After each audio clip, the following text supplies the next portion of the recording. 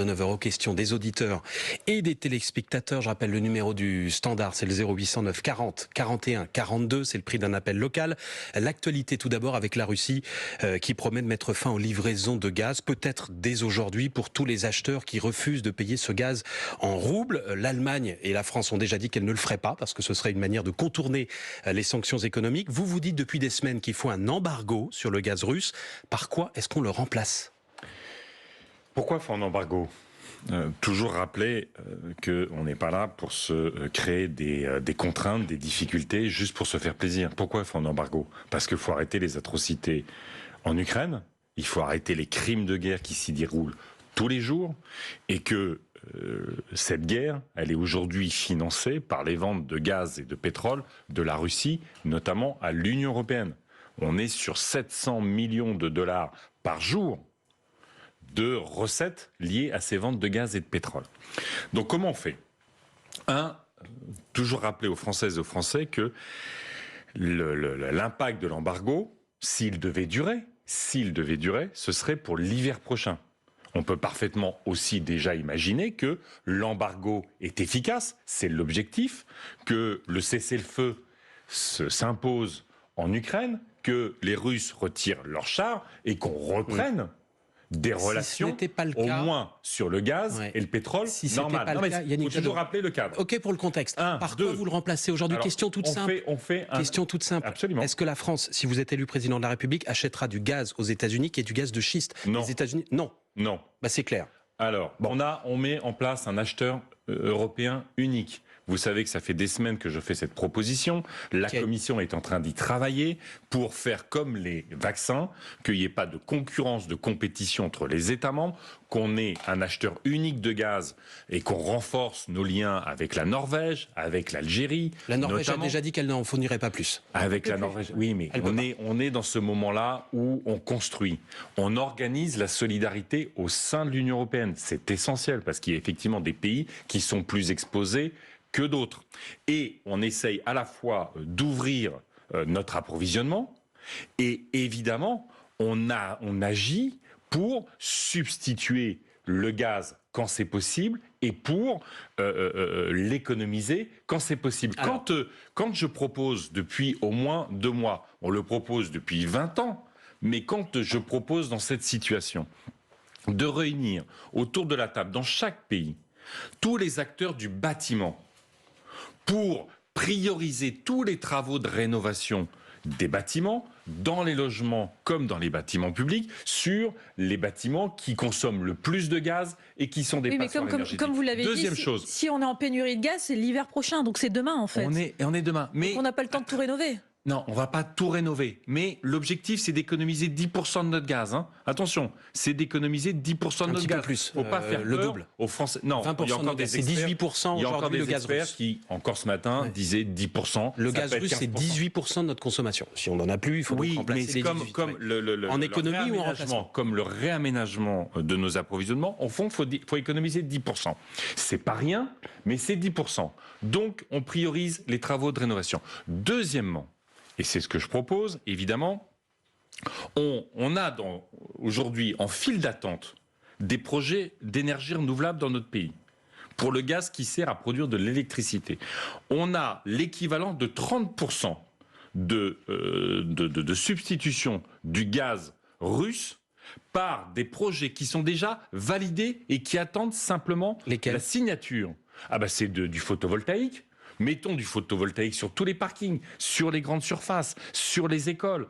Et si enfin les préfets signent ces projets, qu'on les met en place rapidement, on remplace 30% du gaz utile pour l'électricité. Dans 6 mois, c'est OK. Si on prend la décision, si vous êtes élu, vous prenez la décision, c'est OK dans 6 mois. Exactement. Et puis, il y aura peut-être, que ce soit parce que c'est le gaz et le pétrole, sur lequel on veut faire l'embargo, il peut y avoir des mesures d'économie ou des mesures de comportement. Les mesures de comportement. Alors, si moi, Yannick Jadot, soit vous donnez tout votre programme pendant 20 minutes. Je réponds à cette crise-là. On avait des questions très précises, si vous le permettez, sur les mesures d'économie. Alors justement, j'enchaîne sur les mesures de comportement pour faire des économies en termes de carburant, par exemple. Qu'est-ce que vous dites aux Français ? Il faut moins se déplacer, moins utiliser la voiture ? Comment vous faites ? Je dis que je mets en place les transports en commun gratuits pour les transports locaux, les TER, les bus. On met ça gratuit pendant 6 mois, compensé par l'État. Pour que celles et ceux... Gratuit, ça c'est nouveau dans votre programme? C'est une mesure d'urgence. Oui, c'était pas dans votre programme. Non, tout à fait. Mais là, transport public gratuit partout dans toute la France. Exactement. Les TER, les transports du locaux, quotidien, pas les TGV, les TER, les transports locaux gratuits, compensés par l'État, pour favoriser les transports collectifs quand on peut utiliser des transports collectifs. Semaine comme week-end, il n'y a pas d'horaire. Absolument, absolument. On met en place ces transports. Deuxièmement, vous le savez que je porte un grand plan sur le covoiturage, parce qu'il y a 43% des Françaises et des Français qui n'ont pas d'alternative à la voiture. C'est considérable. Je viens de Picardie, c'est le cas dans pas mal de coins, en Picardie et ailleurs. Pour ça, à la fois, il y a la prise en charge par l'entreprise des frais de carburant, mais souvent le problème du covoiturage, c'est l'organisation des flux, c'est la logistique. Eh bien, vous avez des exemples aujourd'hui à Bourgoin-Jallieu, dans d'autres villes, où en fait on met en place des lignes régulières de covoiturage. Vous arrivez sur votre parking covoiturage, vous attendez maximum 10 minutes en utilisant une appli, et il y a quelqu'un qui va vous emmener jusqu'à votre destination.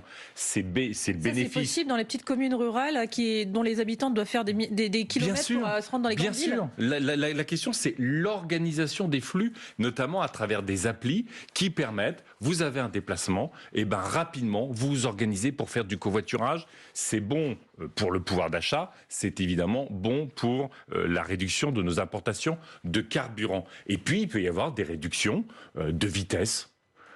Si à un moment donné... Vous aviez émis l'hypothèse pendant la campagne de réduire la vitesse sur autoroute. Vous le ferez ou pas? Imaginons, c'est pas dans mon programme aujourd'hui, mais que pour supporter la réduction des importations, ou l'embargo des importations de pétrole, il faut réduire pendant quelques mois de 10 km/h la vitesse. De manière provisoire. Franchement, vu ce que prennent les Ukrainiennes et les Ukrainiens, les bombes qu'ils prennent sur la tête, je pense que c'est une contribution que les Françaises et les Français peuvent faire. Restez avec nous, Yannick. Toujours avec Yannick Jadot, candidat Europe Écologie Les Verts à l'élection présidentielle. Je vous rappelle que vous pouvez lui poser toutes vos questions à partir de 9h au standard de France Info au 0809 40 41 42. Yannick Jadot, c'est à partir d'aujourd'hui que les automobilistes peuvent bénéficier de la baisse de 18 centimes par litre à la pompe. Si vous arrivez à l'Elysée dans un mois, est-ce que vous maintiendrez cette disposition? Non, parce que je la trouve injuste. Je la trouve injuste parce que une caissière, une infirmière, un enseignant qui a une 308, une Clio, avec cette mesure, quand il va faire le plein, ça va être 6-7 euros sur son plein. Quelqu'un qui a un gros 4x4, ça va être 10, 12, 15 euros sur son plein. Donc en fait, première mesure, ce sera d'augmenter les prix du carburant. Non, mais non. Si vous dites je supprime la baisse, ça veut dire j'augmente. J'y arrive. Donc cette mesure, je la considère, elle est injuste. Moi, ce que je mettrai en place, c'est premièrement la TIPP flottante. On remet en place la TIPP flottante, c'est-à-dire qu'en fait, en fixant un maximum à 1,80 € le prix de l'essence, et on baisse les taxes quand ça va au-delà. Avec le même inconvénient que la mesure que vous dénoncez, Yannick Jadot, c'est qu'elle profite davantage aux 4x4 qu'aux petites voitures. Troisièmement, je fais le chèque énergie de 400 € qui, au regard de la situation, bénéficiera à tous les familles dont les revenus sont non imposables. C'est-à-dire qu'au fond, aujourd'hui... C'est-à-dire la moitié des Français à peu près. Voilà. C'est-à-dire qu'au fond, aujourd'hui, vous avez toute une partie de la population qui est très impactée par la hausse des carburants, très impactés dans leur capacité à se déplacer, très impactés dans leur capacité à se chauffer, à s'éclairer, et dans leur capacité à s'alimenter. Mais c'est un chèque énergie de 400 €, mais une fois ? Ah là, aujourd'hui, on le met en place une fois. Si Parce qu'il existe déjà le chèque énergie aujourd'hui, c'est entre 50 et 277 euros. Moi, je veux 277 € maximum. Je veux 400 € pour aujourd'hui les familles qui sont non imposées. Et vous voyez, mon projet, il est à la fois de compenser les hausses des prix des carburants, les hausses des prix des chauffages, et de faire aussi de la justice sociale, en n'oubliant jamais qu'on a à la fois à résoudre la question de la hausse des carburants, la question de nos dépendances aux énergies fossiles et la question du climat.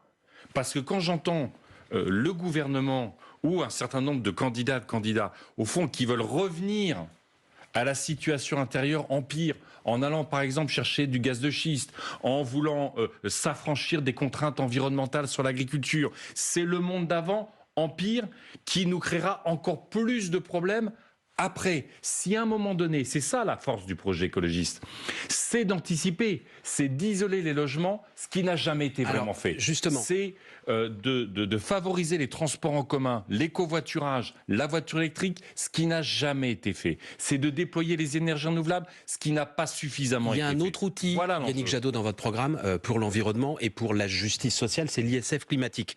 Un impôt sur la fortune qui toucherait tous les patrimoines supérieurs à 2 millions d'euros, qui est censé rapporter beaucoup d'argent, 15 milliards d'euros par an. Question toute simple, il est censé taxer ce qui n'est pas bon pour la planète. Si j'ai un patrimoine supérieur à 2 millions d'euros et que j'achète massivement des actions, Renault, par exemple, qui est un constructeur qui pollue, parce qu'il a des voitures avec des moteurs thermiques et qui en même temps promettent se mettre au tout électrique bientôt. Vous me taxez ou pas ? On intégrera, il faudra mettre en place une taxonomie. Oui. C'est-à-dire, au fond, évaluer les patrimoines financiers. Qui va évaluer ça ? Chaque action, chaque patrimoine ? Non, vous savez, et les banques et les entreprises comme Renault, aujourd'hui, ont l'obligation de fournir une feuille de route de réduction de leur empreinte carbone. C'est sur cette base-là et sur la réalisation de cette feuille de route qu'on taxera, qu'on mettra un malus ou pas. Dans le cas de Renault, on taxe ou pas ? Quand Renault va vers la décarbonation de son parc automobile à 2030, ce qui est mon objectif pour notre pays, pour les véhicules neufs, on regardera et a priori on ne taxera pas. Mais si on prend l'exemple de Total, on prend Total, Total développe les énergies renouvelables aussi. Ah bon ? Bah oui. Ah bon ? Attendez, c'est peanuts. Enfin, faut arrêter. Là, franchement, la com de Total, je dois dire que là, moi, je suis arrivé à un point de colère face à l'indécence de Total depuis des mois, depuis des années, qui est quand même incroyable. On a même l'Agence internationale à l'énergie qui dit pour le climat, il ne faut plus aller chercher une toute nouvelle goutte de pétrole. Vous avez Total qui, pendant des années, et des mois a été complice de la dictature en Birmanie. Et là, vous voyez que Total fait des efforts sur les énergies renouvelables. Mais non, c'est de la blague. C'est rien par rapport à ce qu'ils investissent dans les énergies fossiles. Le sujet, c'est pas d'en faire un peu. Le sujet, c'est qu'un grand groupe comme Total doit porter, y compris parce que Total a des ouvriers, des techniciens, des ingénieurs d'une grande qualité qui pourraient emmener notre pays dans la transition énergétique. Et qu'est-ce que fait Total ? C'est pas suffisant, là. Mais attendez, ils sont en Ouganda, ils sont en train d'installer un pipeline pétrole dans une réserve naturelle très protégée. Ils déplacent 30 000 personnes.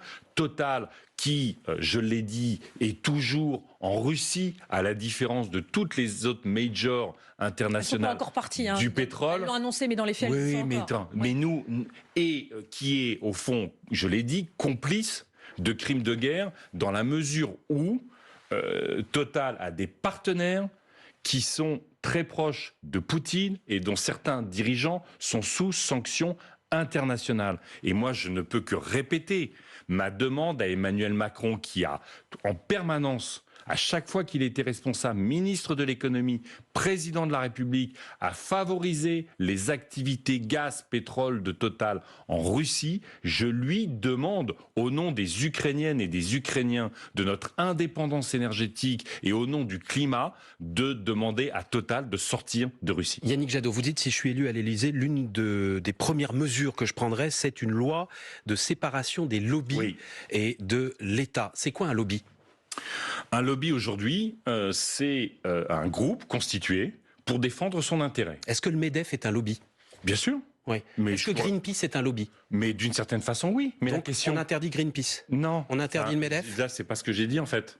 Une loi de séparation des lobbies et de l'État, c'est protéger les politiques publiques de l'influence des lobbies. Qu'est-ce que ça veut dire ? Ça veut dire que qu'un groupe économique ou qu'une association porte des revendications, et je fais quand même la différence, pardonnez-moi, entre l'intérêt des actionnaires que peuvent représenter certains groupes économiques, certains lobbies, et l'intérêt général que peut porter Greenpeace de protection de l'environnement. Mais ce sont des groupes qui portent auprès de la décision publique des idées, des revendications, des propositions. La séparation, qu'est-ce qu'ils n'auront plus le droit de faire? Oui. C'est transparence absolue sur les processus de décision. Toute loi, toute personne impliquée dans l'élaboration d'une loi doit avoir la transparence absolue sur ses rendez-vous. C'est déjà ce que nous faisons C'est-à-dire on doit au Parlement savoir européen. quand un député rencontre Bien sûr. un membre de Greenpeace ou un membre du MEDEF, pour reprendre ces Bien deux sûr, exemples. Ouais. bien sûr. Ça doit être on doit savoir ce qu'ils se sont dit également. Ah, écoutez, non. On doit juste savoir si vous voulez, là, on ne va pas qu'ils sont enregistrer croisés, les ouais. conversations. Mais il faut qu'il y ait transparence absolue. Qu'est-ce que ça veut dire? Ça veut dire la fin des pantouflages et rétro-pantouflages. C'est quoi, les pantouflages? C'est quand, par exemple, le conseiller spécial de Jean-Yves Le Drian, ministre des Affaires étrangères et ministre des Armées, devient directeur des affaires publiques de Total. C'est-à-dire qu'au fond, et la question est de savoir, Yannick Jadot, si vous mettez tous les lobbies, comme vous dites, au même niveau. Est-ce que vous mettez au même niveau la FNSEA, le MEDEF, le L214 par exemple? Est-ce qu'il y a des mauvais ou des bons lobbies? Oui. Non, la question là, c'est pas de qualifier les lobbies. Bah la si, question, puisque vous voulez les encadrer, il faut savoir ce qu'est un lobby, ce qu'il n'y en a pas un. Oui, mais là l'enjeu, c'est de protéger les politiques publiques. Quand, par exemple, vous avez François Fillon, Premier ministre, combien de fois ministre, qui qui va au conseil d'administration d'un groupe russe, vous voyez bien que c'est l'intérêt. Ça s'appelle du pantouflage. Mais c'est a posteriori, il est interdisé, bien sûr.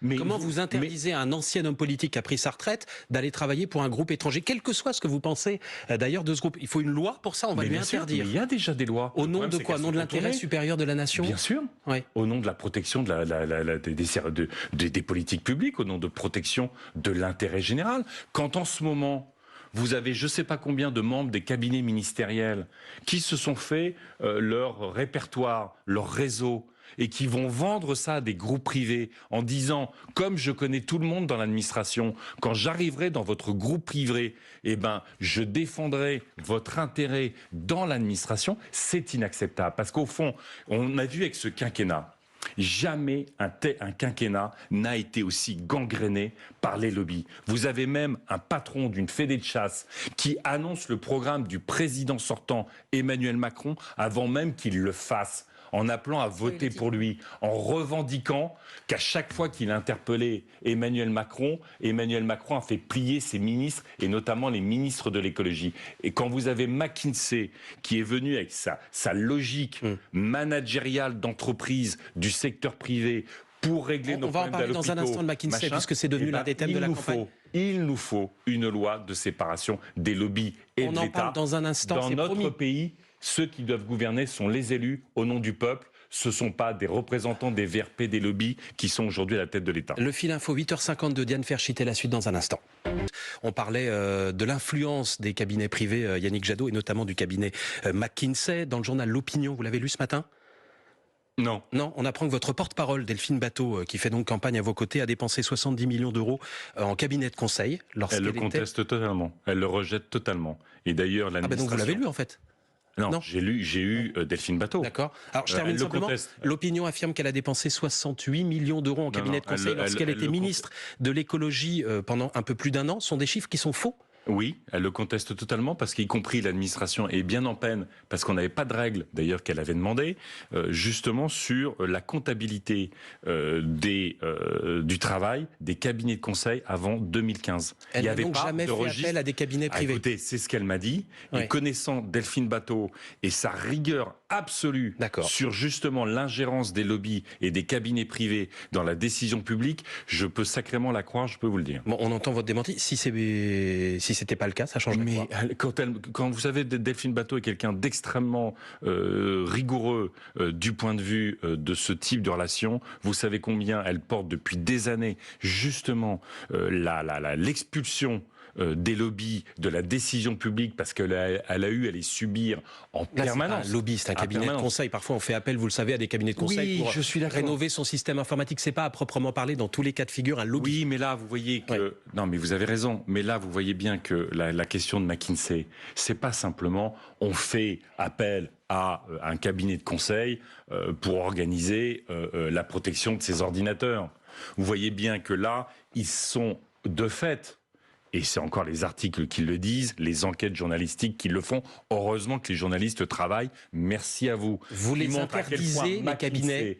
À quel point McKinsey a été lié à la campagne d'Emmanuel Macron. Quand il était ministre de l'économie, il travaillait comme par hasard, gratuitement, pour lui, et ils n'ont jamais été autant récompensés dans ce quinquennat que de ce travail. Dit que les appels d'offres ont été respectés, ont été faits dans les règles. Mais oui, et bien évidemment, parce qu'on a vu aussi dans ce quinquennat comment, au fond, je parlais du pantouflage comme du rétro-pantouflage, c'est-à-dire ces gens qui vont dans le privé, qui reviennent dans le public, combien aujourd'hui la haute autorité sur la transparence de la vie publique est en permanence contournée justement sur ces personnes de la fonction publique, ces élus qui passent dans le privé. Maintenant, ce sont les supérieurs et c'est plus systématiquement la haute autorité de la vie publique. Donc, vous avez eu l'organisation dans ce quinquennat de la collusion avec les cabinets de conseil. Pourquoi c'est grave? Pas parce que, encore une fois, de temps en temps, on fait appel à des consultants. C'est parce que McKinsey, comme le président Macron, ils ont été pour les services publics adeptes, obsédés par une vision d'entreprise des services publics. C'est comme ça qu'on a mis notre hôpital à genoux. Ça n'a pas commencé avec Macron, hein. Ça a commencé avec Sarkozy et avec Hollande. Ils ont fait la même chose sur l'école. Ils ont fait en permanence l'idée que les services publics, ça n'était qu'un coût, une dépense qu'il fallait réduire et non pas un bénéfice extraordinaire. Yannick Jadot, une question sur votre programme sécurité. Vous souhaitez mettre en place des récépissés pour les contrôles d'identité. Ouais. Les récépissés, ça a déjà été évoqué sous le quinquennat Hollande, justement. Il ne l'a pas fait. Et ça a provoqué la colère des syndicats de police, car ça la stigmatise comme étant une police raciste. Non, c'est ce que disait Alliance. C'est pour ça qu'ils font sortir. C'est pour ça qu'ils font sortir. Vous savez, moi, je veux apaiser la relation entre la police et la société. Vous savez, quand je parle avec des policières et des policiers et leurs représentants syndicaux, qu'est-ce qu'ils me disent en permanence? On a perdu le sens de notre mission, ce pourquoi on s'engageait, parce qu'on nous fait faire tout et n'importe quoi. On n'est pas sur la voie publique, on aimerait être sur la voie publique. Mais là, et quand on nous envoie sur la voie publique, c'est pour faire de la politique du chiffre. C'est pas pour faire de la prévention, c'est pas pour faire de l'enquête, c'est pas pour arrêter les délinquants. On nous envoie pour faire de la politique du chiffre. Et le contrôle d'identité est un des aspects de la politique du chiffre. Vous savez que le défenseur des droits a dit lui-même, si vous êtes arabe, noir, vous avez 5 fois plus de risques d'être contrôlé. Ça choque et c'est indigne pour toute une partie, notamment de notre jeunesse. Alors oui, on peut avoir à contrôler des personnes, mais on le fait avec un récépissé qui dit pourquoi on a voulu contrôler ces personnes et que les jeunes, notamment, soient pas contrôlés parfois 3-4 fois dans la même journée. Dernière question, Yannick Jadot, avant de laisser la parole aux auditeurs et aux téléspectateurs. Réponse en oui ou non, si vous voulez bien. Jean-Luc Mélenchon, 15 points aujourd'hui dans les sondages, aux portes du second tour. Est-ce que son élection serait, oui ou non, une bonne chose pour la France? Mais oui ou non? Non. Non, c'est pas non, mais c'est pas le oui sujet. ou non? Franchement, est-ce que l'élection de Jean-Luc Mélenchon serait une bonne chose pour la France? Non, c'est l'écologie qui serait une bonne chose pour la France. Il a un programme écologique, c'est ce qu'il dit lui aussi. Attendez, franchement, on a eu une campagne confisquée de fait par une guerre en Ukraine qui évidemment sidère tout le monde et a un peu écrasé cette campagne présidentielle. On a un président de la République qui est tellement fébrile sur son bilan qu'il ne veut pas débattre. Et on nous fait déjà, on n'est pas encore au premier tour, on nous fait déjà le second tour. 25 secondes sur 25 minutes, Yannick Jadot. 25 secondes sur 25 minutes. Moi, j'ai envie de parler du premier tour. Bon, pourquoi faut voter écologiste? Parce qu'aujourd'hui, vous voyez, la météo, elle est totalement fracassée par le dérèglement climatique. Parce que j'étais sur les algues vertes, j'étais encore cette semaine sur les déserts médicaux, parce que j'étais hier sur la pollution de l'air. On va parler de tout ça, on va continuer d'en parler. Parce que c'est ça le vote. Le seul vote pour sauver notre avenir, c'est le vote écologiste. Et c'est à ça que les Françaises et les Français doivent s'emparer de cette élection. Là. Ils doivent savoir pourquoi ils votent, et notamment ce qui est essentiel à leur vie, la santé, le climat, la nature et la justice sociale derrière tout ça. Ça, c'est le vote écologiste. Et les questions des auditeurs dans 3 minutes. Parole aux auditeurs et aux téléspectateurs de France Info jusqu'à 9h30 pour interroger le candidat écologiste à l'élection présidentielle, Yannick Jadot. Je salue Sophie qui nous appelle de Normandie. Bonjour Sophie. Oui, bonjour. On vous écoute. Merci, Monsieur Fauvel. Bonjour, Monsieur Fauvel. Bonjour, Monsieur Jadot. Bonjour madame. Mon inquiétude, je peux me permettre de poser la question? Bah oui, c'est fait pour ça, vous Donc, pouvez mon y aller. inquiétude, c'est que je gagne tout juste le SMIC après une carrière en dents de scie. La vie devient vraiment compliquée pour ma famille. Denrées alimentaires, le chauffage, enfin, le loyer à payer. Je demande à Monsieur Jadot ce qu'il propose pour augmenter mon pouvoir d'achat et puis voilà celui des plus modestes comme moi. Ouais, Sophie, merci. je peux vous demander votre métier? Je suis aide à domicile et là je pars au travail. Je suis à vélo d'ailleurs parce Bon, que alors. je travaille. J'ai la chance d'avoir des personnes qui sont vraiment dans ma ville, donc il n'y a pas de souci. Bon, soyez prudente à vélo. Écoutez tout de même la réponse de Yannick Jadot. Oui madame, vous avez raison. Le pouvoir d'achat sont deux choses. C'est ce qu'on touche et ce qu'on paye.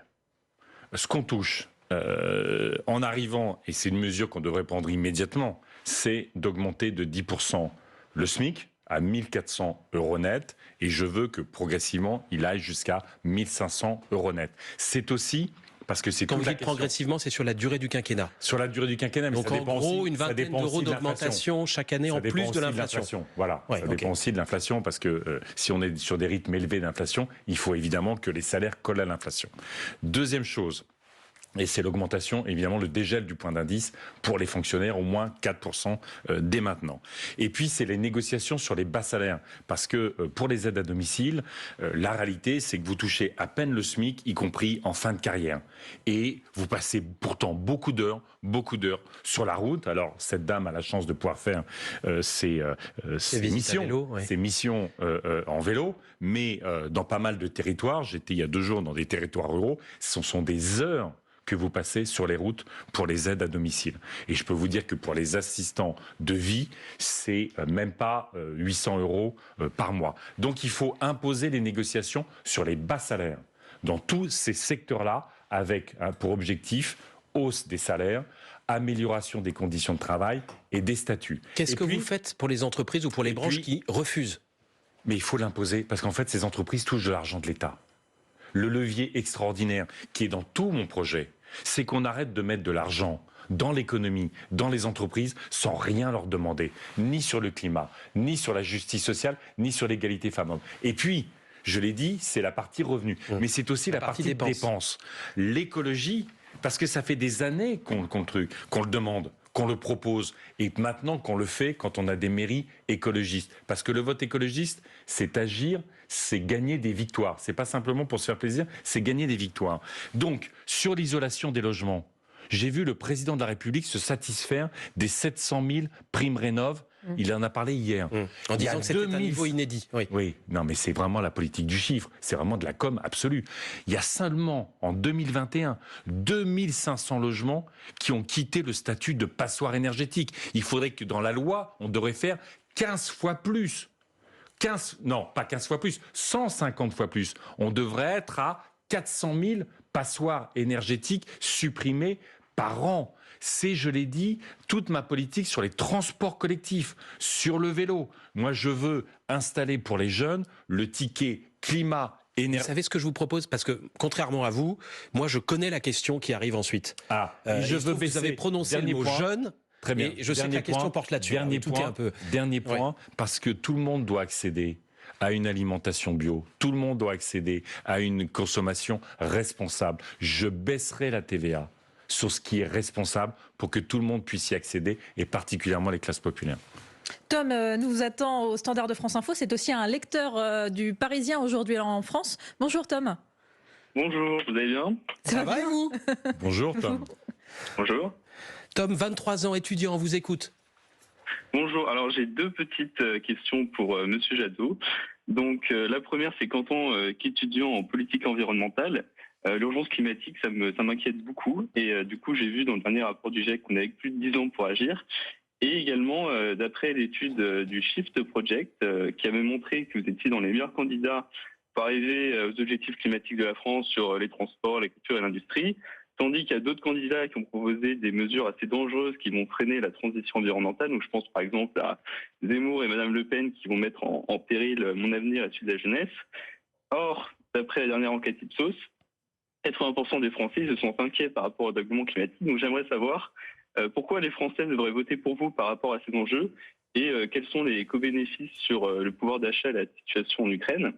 Et ma deuxième question, c'est en tant que jeune de 23 ans aujourd'hui, je me sens très délaissé des candidats présidentiels qui font semblant de s'intéresser à nous. Et j'ai beaucoup d'amis qui, autour de moi, ne savent pas s'ils vont aller voter car l'élection ne les intéresse pas. Donc j'aimerais savoir quelles sont vos mesures pour la jeunesse et pourquoi les jeunes devraient voter pour vous. Yannick Jadot. Alors, il y a beaucoup de questions. En gros, Moi, c'est pourquoi voter pour vous? J'ai dit, oui, mais c'est les mesures aussi pourquoi voter tout court et pourquoi voter pour vous? Pour la jeunesse. Un, effectivement, les jeunes ont été les grands exclus du quoi qu'il en coûte de ce quinquennat. Moi, je veux mettre en place un revenu citoyen qui sera automatique, accessible dès 18 ans pour qu'il n'y ait personne dans notre pays, et particulièrement les jeunes, en dessous du seuil de grande pauvreté, 920 €. Un pays qui a désinvesti autant sur sa jeunesse, on les laisse faire la queue pour l'aide alimentaire. Vous avez vu, les statistiques sont effrayantes. On est un des seuls pays de l'OCDE, un des seuls pays européens qui baisse son investissement par étudiant tous les ans. C'est affligeant. Un pays qui ne mise pas sur sa jeunesse, sa créativité, son énergie, sa diversité, est un pays qui ne croit pas dans son avenir. Pourquoi est-ce qu'il faut voter écologiste? Je l'ai dit, à la fois, on va sortir les jeunes de la précarité, on va innover dans l'économie, leur offrir des métiers de sens, les métiers de l'intérêt général qui sauvent le climat, la nature et qui, évidemment, offrent des revenus décents. Je vais mettre en place un ticket liberté-climat pour les jeunes. C'est quoi le ticket liberté-climat? C'est qu'à partir de 50 € par mois, vous pouvez prendre tous les transports en commun, les vélos en partage, et par exemple, vous venez de Lille avec la même carte. Vous prenez un Vélib, je ne sais plus comment il s'appelle à Lille, un bus, un TER. Après, vous prenez le TGV. Transport illimité. Et vous dans toute la France. Pour les jeunes jusqu'à quel âge? Dans toute la France, jusqu'à 25 ans. Jusqu'à 25 ans. Dans toute la France, c'est un merveilleux outil de mobilité, d'utilisation des transports collectifs, et y compris des trains de nuit, pour aller à l'Europe. Pour que nos jeunes, qui ont été tellement précarisés, réduits à l'isolement, comme tout le monde, alors que leur jeunesse, c'est d'aller en boîte, d'aller en café, de trouver un métier, de trouver des activités, de se bouger, eh ben, il faut leur offrir cette grande mobilité. Et pourquoi voter écologiste? Parce que c'est le seul projet qui fait de l'avenir de l'humanité et donc l'avenir de notre jeunesse la priorité absolue. La santé, le climat, la nature, la justice sociale, la lutte contre les violences faites aux femmes, la lutte contre le racisme et les discriminations, la lutte contre les souffrances animales. Et je dis aux jeunes, emparez-vous de cette élection. Ne vous laissez pas déposséder par les autres. Parce que si vous ne votez pas, ce sont les Yannick autres Jadot, qui vont choisir pour vous. Emparez-vous de cette élection. Le fil info 9h11 avec... On vous répond. Salia Brapia, Marc Fauvel. Yannick Jadot passe son grand oral ce matin sur France Info avec Sylvie qui nous appelle de Chambéry. Bonjour Sylvie. Bonjour à toute l'équipe et à Monsieur Jadot. Bonjour madame. Bienvenue sur l'antenne. Merci. J'ai lu tout le programme que j'ai reçu il y a un mois dans ma boîte aux lettres, merci. Tout me convient, excepté les éoliennes. Je ne comprends pas pourquoi vous ne favorisez pas à la place le photovoltaïque. Car par exemple, j'ai roulé entre Toulouse et Narbonne et pour moi le paysage a été complètement abîmé. Et le paysage, c'est aussi la vie. Sylvie, votre réponse, il n'y en a pas près de chez vous à Chambéry des éoliennes, Sylvie? Non, mais je suis cadre commercial, donc vous voyagez un peu, oui. France et Espagne, et même en Espagne, j'ai vu des catastrophes.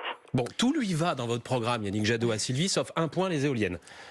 Les énergies renouvelables qu'on veut développer, c'est pas simplement les éoliennes. Parce que c'est vrai qu'on parle beaucoup des éoliennes. Mais la question, Sylvie, c'est sur les éoliennes. J'ai bien compris. Mais c'est, y compris en ce moment, remplacer les chaudières gaz par des pompes à chaleur, c'est bon pour notre dépendance au gaz russe, c'est bon pour le pouvoir d'achat des Français. Sur les éoliennes, moi, ce que je veux aujourd'hui, c'est ne pas laisser des projets d'éoliens être déposés parfois y compris dans des réserves naturelles. Je veux qu'on fixe les zones où on va installer des éoliennes. Et y compris, on reviendra sur les zones militaires qui sont aujourd'hui interdites à la construction d'éoliennes. Mais la priorité des priorités, c'est l'éolien offshore. C'est l'éolien en mer.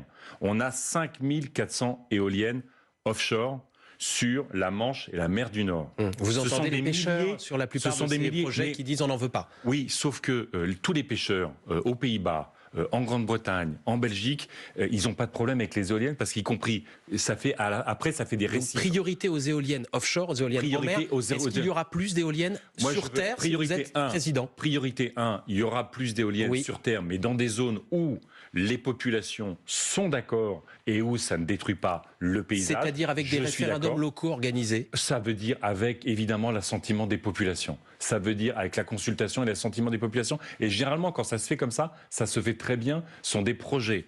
2, on remplace les vieilles éoliennes qui produisent par éolienne 2 mégawattheures de puissance par des éoliennes qui font 6 mégawattheures. Qui sont plus grandes? Qui peuvent être plus grandes, mais ça, en fait, quand vous les voyez les unes à côté des autres, ça change rien en fait. Ça change rien.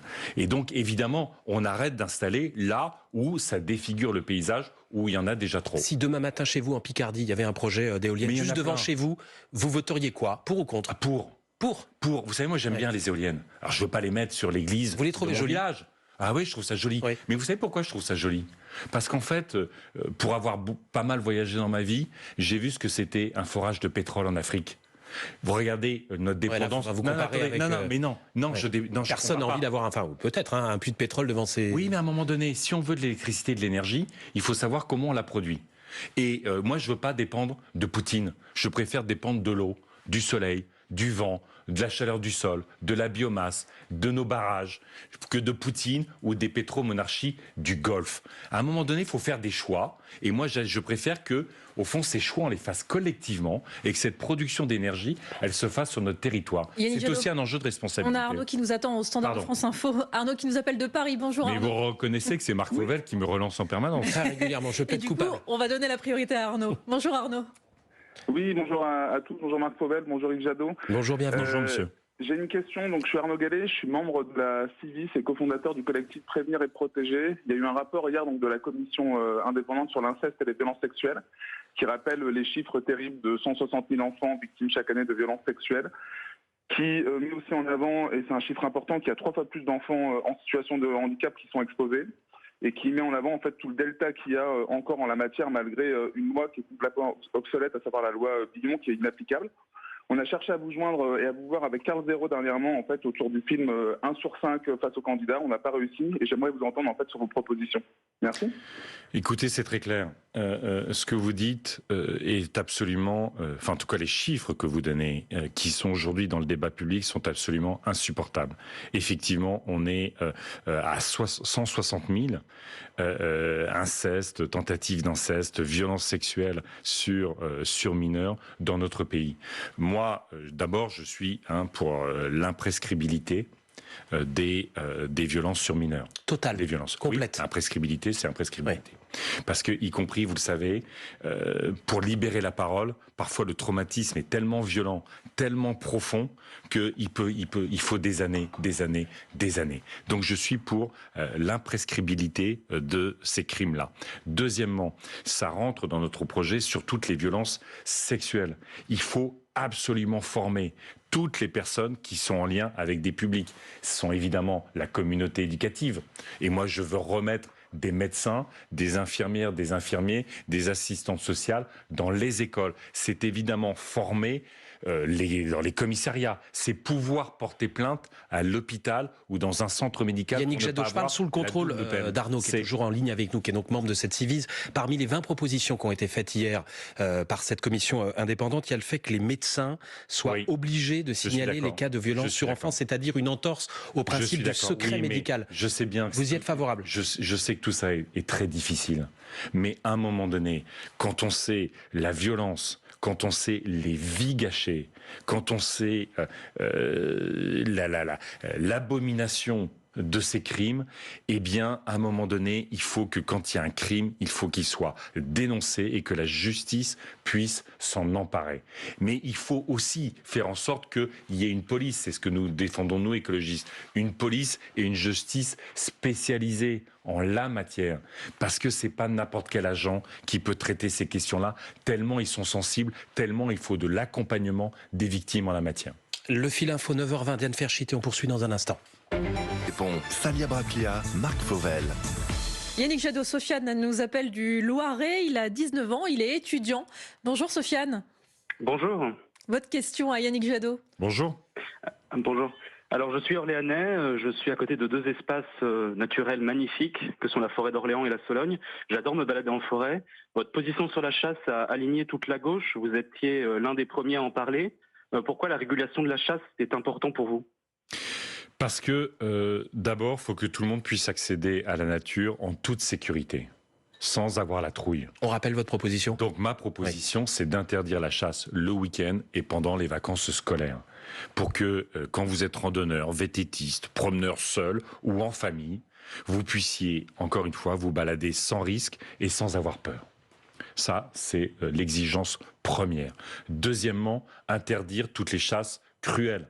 Il n'est pas possible que dans notre pays, on ait encore la chasse à courre et d'autres chasses cruelles qui relèvent d'une forme parfois de perversité, de relation à la mort, puisque c'est une mise à mort qui est terriblement cruelle pour les animaux. Moi, je viens de Picardie, ça doit être votre cas, ça doit être votre cas aussi. Quand vous avez la chance de voir un cerf, des biches en forêt, imaginez les courser pendant toute la journée pour le plaisir, pour faire la curée à la fin. Les chasseurs disent qu'ils font de la régulation aussi. Hein. Mais non, ils font pas de la régulation. C'est ce que dit d'ailleurs le président des chasseurs. Il dit moi la régulation, il le dit dans ces mots-là. J'en ai rien à foutre. Je suis là pour le plaisir de tuer. Et ben au moins c'est clair. Question pratique, Emmanuel Macron a divisé par 2 le prix du permis de chasse. Oui, ça on va le remettre. Ça on remettra le prix du permis de chasse. Vous le multiplierez par où il était, y compris parce que ça participe du financement de l'Office français de la biodiversité. Et on mettra en place une politique de l'environnement, y compris pour ça. Et on interdit l'élevage pour la chasse. Vous savez qu'il y a 20 millions d'animaux qui sont élevés chaque année dans notre pays pour simplement être tirés quand ils sont sortis de cage. Eh bien oui, on va encadrer la chasse, on va la réguler et tout le monde pourra accéder à la nature avec plaisir et sans risque. Merci beaucoup à Sofiane. Y compris les chasseurs. Merci. Y compris les chasseurs. Je vais y arriver. Merci à Sofiane qui nous appelait donc d'Orléans dans le Loiret. Je salue Anne qui elle nous appelle de Paris. Bonjour Anne. Oui, bonjour Monsieur Fauvel. Bienvenue, bonjour, on vous écoute. Jadot. Bonjour madame. Alors moi, je voulais vous interpeller sur un sujet qui me touche beaucoup. Hier, nous avons eu le décret qui est passé pour l'interdiction de chauffer ou de climatiser les terrasses des cafés, bars et restaurants. Mais c'est une loi qui est assez fermée. À ma connaissance, il n'existe pas de loi en France qui lutte contre le gaspillage énergétique délibéré. Et je pense en particulier à tous ces magasins non alimentaires, en particulier les magasins de vêtements, de chaussures, de gadgets, etc., qui, eux, laissent délibérément leurs portes ouvertes toute l'année, avec le chauffage en hiver, avec la climatisation en été, et toute cette énergie gaspillée part dans la rue. Et visiblement, on ne peut pas lutter contre ça. On peut lutter, mais il faut de la volonté politique, madame. Vous savez, dans la loi, y compris aujourd'hui, par exemple, un magasin, les bureaux, peuvent pas rester éclairés la nuit. Et pourtant, quand on passe, après les heures de fermeture, on voit encore des éclairages, on voit des écrans qui vont tourner toute la nuit de manière aberrante. Sur le chauffage des terrasses, évidemment, il y a quand même quelques années, on vivait sans chauffage, sans terrasse chauffée, et on vivait bien. Je veux dire, ça n'empêche pas les relations sociales, ça n'empêche pas d'aller boire un café et vous mettez un plèbe sur vos genoux et il n'y a pas de problème. Et cette dame a parfaitement raison. On a construit parfois ce que j'appelle une société d'ébriété. C'est-à-dire où on gaspille comme sans réaliser à quel point ça nous coûte. Franchement, on a en Poitou-Charentes, en Provence, dans les Pyrénées-Orientales, une des sécheresses majeures dès cette année, dès le printemps. Il faut qu'on arrive à faire le lien dans nos têtes entre nos comportements, mais moi je ne cherche pas à culpabiliser les Français, c'est la responsabilité des politiques publiques. Et on a trop subi l'inaction climatique ces derniers quinquennats, on en subit les conséquences terribles pour le pouvoir d'achat, pour nos agriculteurs, pour nos stations de basse et de moyenne montagne. Il faut que ça s'arrête, il faut qu'on agisse. On peut le faire. Moi, je suis toujours étonné de cette inaction climatique quand je vois à quel point la société est prête et quand je vois combien ça peut être un magnifique projet de société et de mobilisation de toutes et tous. Alors justement, Yannick Jadot, Vincent a une question à vous poser. Vincent qui nous appelle de Lyon. Bonjour Vincent. Bonjour. Bonjour Monsieur Jadot. Bonjour Monsieur. Oui, je rebondis sur ce que vous venez de dire. Comment, avec un boulevard et une population prête à adhérer à ces thèmes, un boulevard avec la crise énergétique, la sortie du Covid, comment vous expliquez d'être aussi bas dans les sondages aujourd'hui? Et accessoirement, ou en plus, qu'est-ce que vous dites aux futurs électeurs de M. Mélenchon pour plutôt voter pour vous? La maison brûle et vous êtes à 6%. Je vous laisserai la paternité de cette formule. Avec le constat que vous avez fait depuis une heure tout à l'heure sur l'urgence climatique. Si vous voulez, il y a la moitié des Françaises et des Français qui sont indécis aujourd'hui par rapport à cette élection, ou qui peuvent changer de vote.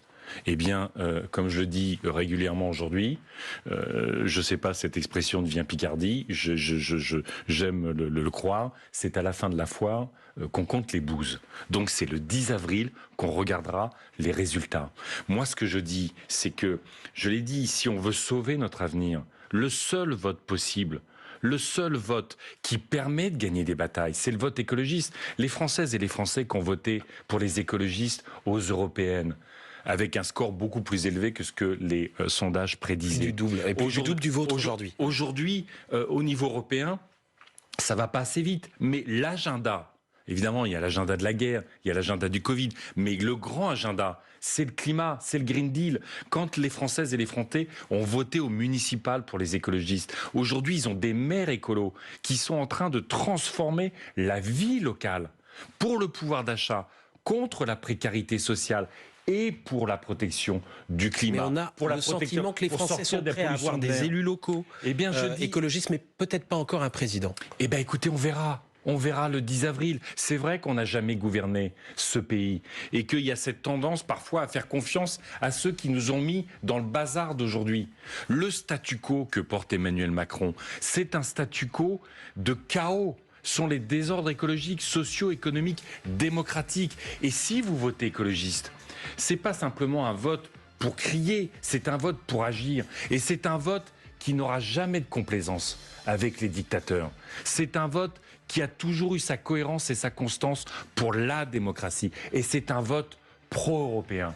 Parce que je pense qu'aujourd'hui, quand je regarde les programmes qui visent à affaisser, voire à effacer l'Union européenne, quand il faut faire face aux dictatures, quand il faut faire face aux grandes puissances économiques, quand il faut faire face au climat, à l'effondrement de la biodiversité, il n'y a que le vote écologiste, qui est un vote de lucidité et de responsabilité. Merci Yannick Jadot d'avoir accepté l'invitation de France Info. Merci. Et ce jeu des questions-réponses, évidemment, Merci avec les auditeurs et les